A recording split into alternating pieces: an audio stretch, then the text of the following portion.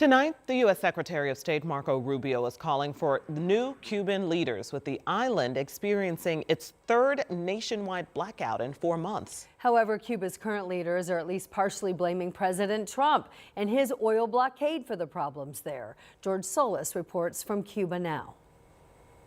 Work to restore power in Cuba continues today. It's going to be a gradual process, officials warn. They have to make sure that they do this very carefully or risk having the system collapse once again. They are still working to determine what caused this blackout. We spent some time on the streets of Havana yesterday, initially stopping by one neighborhood where a number of gentlemen were simply outside of their home helping another, making sure that he had everything he needed during this blackout, holding a flashlight in hand.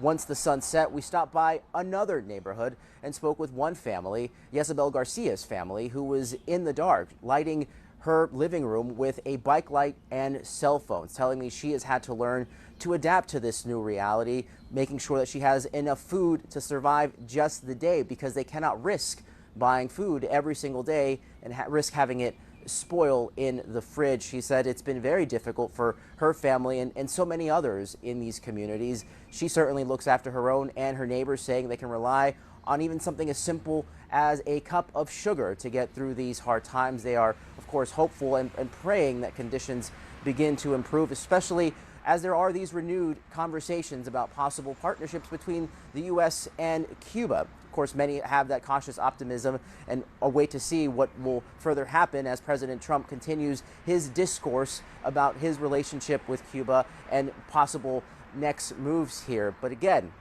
we are seeing one of the most significant blackouts here on the island that we have seen in the last several months, and it could be several days before people get the power back on. For those that are lucky enough to have generators, they may be able to weather this crisis. Today, the weather looking a little bit rainy, but with that sun beating down, it is certainly a crisis that could grow a lot more dire in the coming days. Back to you.